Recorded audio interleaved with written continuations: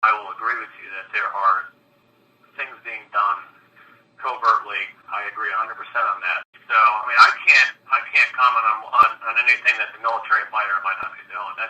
That's not what I went to school for. Hello, and thank you for calling. Can I help you? Hi, yes, may I please speak to a meteorologist? Can I ask who's calling? This is Amanda Bays, Where are you calling from? Virginia Beach, Virginia. Are you a client of ours? A client? No. Okay, because only clients can speak to meteorologists directly. So you have to pay to speak to a meteorologist. Okay, well, do you have someone there that I can speak to about the conditions here in Hampton Roads? Unfortunately not. Like I said, you have to be a client to speak with someone directly. How do I become a client? That's interesting. You can go to our sales department if you would like. Sure, send me to your sales department. Sure, just 1 second. Oh, this is Rich. Hi, this is Liz. How can I help you? Hi, yes, I was calling to get some information on how to become a client. Okay, and what type of service were you looking for? I wasn't aware that you had any services, so I guess we could start there. What is a basic service and how much does it cost? What kind of business are you in? I'm just a civilian citizen. Is there a public number? No. No, our meteorologists are business-based. I need to speak to somebody because some stuff's been going down here in Hampton Roads. So is there $250 to start. $250? Okay. Yeah. And then that would with a meteorologist. Okay, so what is it, $250 a month? Oh no, that's for a consultation service. Oh my gosh, so it costs $250 just for a one-time? Yes. So they have to sit there for an hour or two to do the exact, it's technical. Well, can I help you? Hi, yes, are you a meteorologist? I used to be. Now I'm their IT, but I can do both. Okay, so my name's Amanda Bays, and I live in Virginia Beach, Virginia, and we have been overcast for over a month now. And I was just wondering if you can explain to me why we've been overcast for over a month. No. No. There's no quick answer. I mean, as far as cloud coverage and all that stuff, we don't track, like statistically, like the percentage of cloudy days. I mean, it's stuff you can probably look up.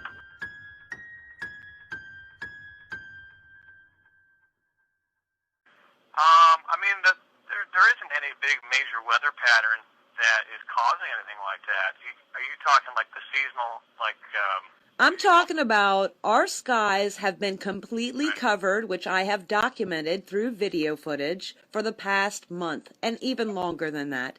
And I also would like to point out that I have personally witnessed fleets of aircraft emitting garbage in the sky, which turns into artificial cloud cover, creating artificial overcast conditions. And I want to hear from a meteorologist an excuse worthy for me to accept of why naturally the sky is like this, other than what I've witnessed myself, which is fleets of aircraft emitting garbage in the sky, which is creating this condition.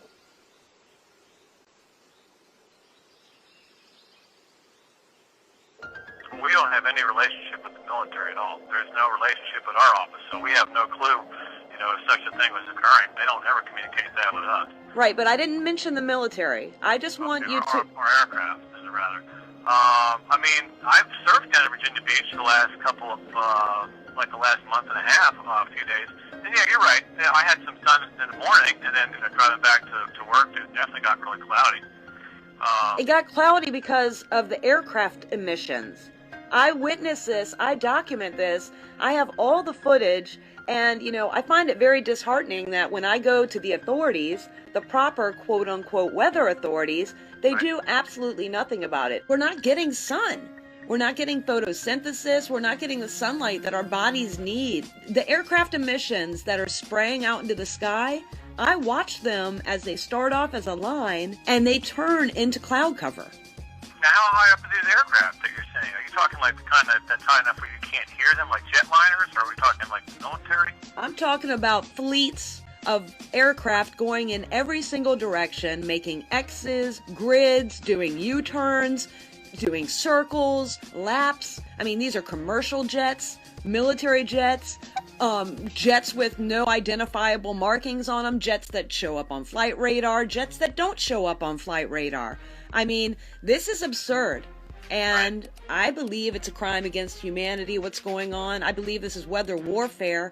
I want an answer from a meteorologist that will make sense to me. It's going to be a quick shot tomorrow. You're going to get some clearing into Sunday into Monday. So you should get some sunny skies. Oh, so sunny skies for 2 days out of 30. I mean, that's... Well, you know, your weather does usually come from the west to the east, but I'm looking at weather that's coming at you from the southwest right now. I mean, but do you guys actually, when you're doing your weather forecast, can you see the airplane emissions, that are going across the sky? Because I can see them with my bare eye. I can see them from my airplane when I'm looking down. The only time we can see that stuff is if, and this goes kind of full circle.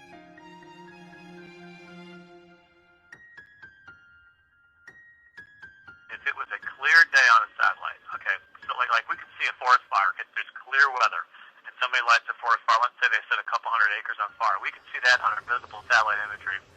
Somebody lights a forest fire, let's say they set a couple hundred acres on fire, we can see that on our visible satellite imagery. And then anytime any other clouds get in the way, then they're being blocked. So if it was a completely clear day, we occasionally see the contrails from aircraft, but they're moving, those contrails are moving a lot quicker than the satellite imagery is really designed to take a picture of. Okay, now you use the term contrail. What does that mean? That's the water vapor that comes out the back of an aircraft. Well, what makes you say that it's water vapor? Because you haven't identified... That's a byproduct of agriculture. Right, but you haven't identified the specific aircraft that I'm speaking of, and without testing the emissions, it's unscientific for you to state that it's a contrail. No, it is. Any combustion engine has an output of water. You look behind your car if it's warming up and running, you're going to see drips of water coming. Airplanes didn't always emit trails that crossed across the sky. I remember what skies looked like when I was a kid. I remember what skies looked like in 1994 when I graduated high school. I mean, I can go back in history. The first quote-unquote contrail that you're saying I witnessed in 2005. So do you mean to tell me you know for a fact that there are aircraft up there that are not spraying something? I have no clue about that. See? So you can't. So if you don't know for sure, sir, I'm concerned that these are aircraft that are spraying stuff into the atmosphere to create this artificial cloud cover. Well, have you gone in contact with the EPA? Yes, sir. I testified on C-SPAN about it. And what was their response was to cover it up, which is they're the biggest cover-up agency out of all of them. I've been to the FAA, the DEQ, the FBI, the police, the governor, the White House. I mean, you can name any type of agency.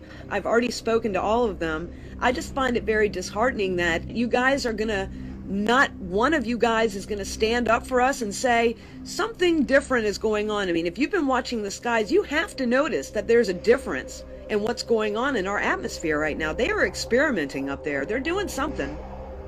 Well, me personally, my worries are of other sorts of governmental things.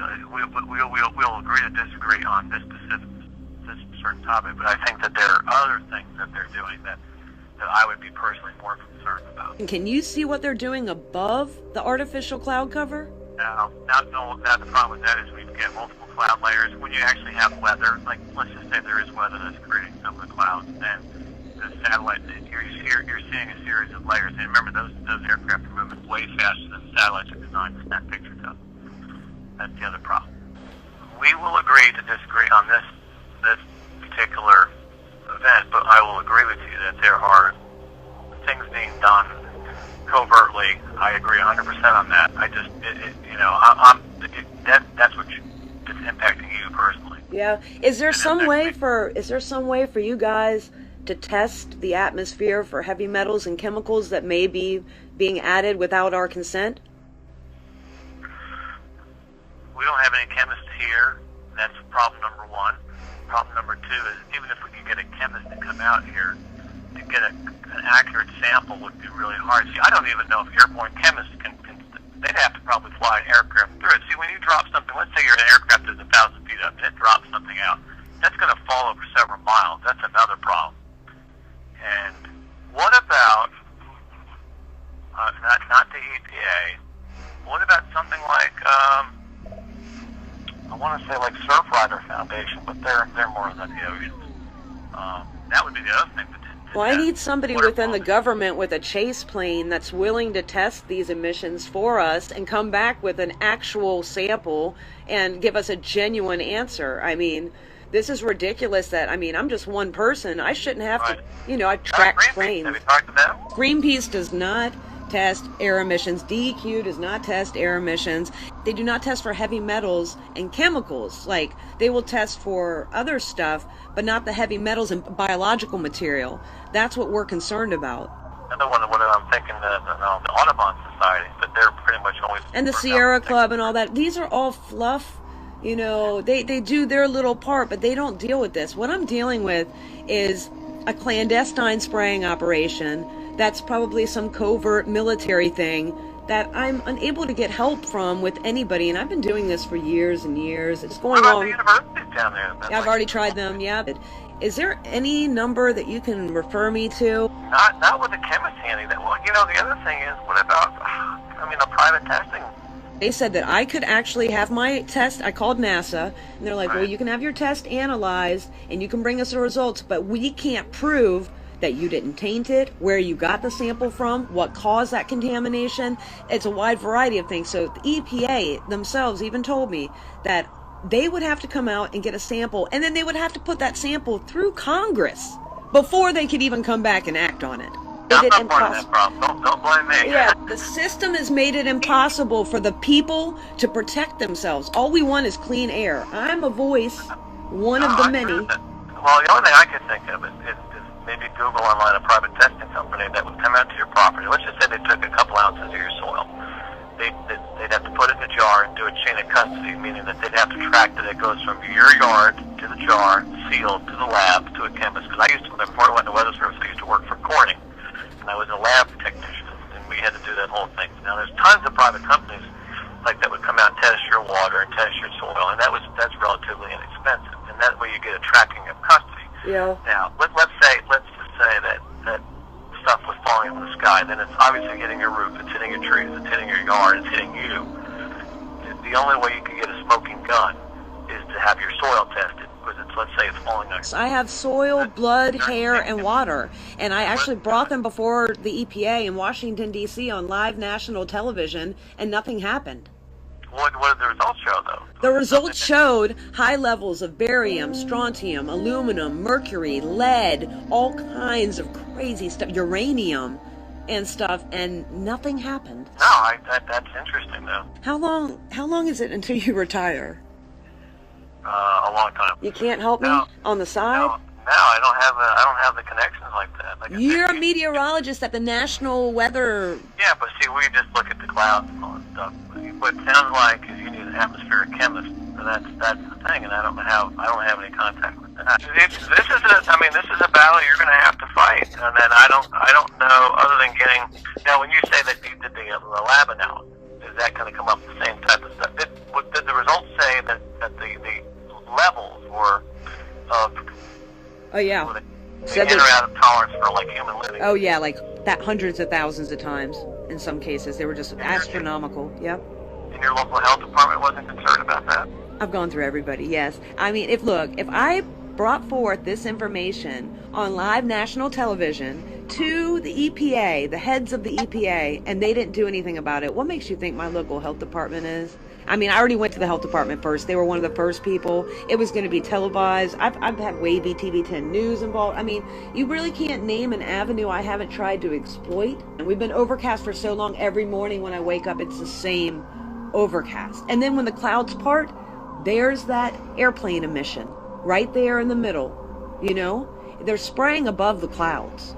Well, this isn't a good example today because you've got weather actually coming up the coast, so the snow's going to come from the cloud cover and stuff.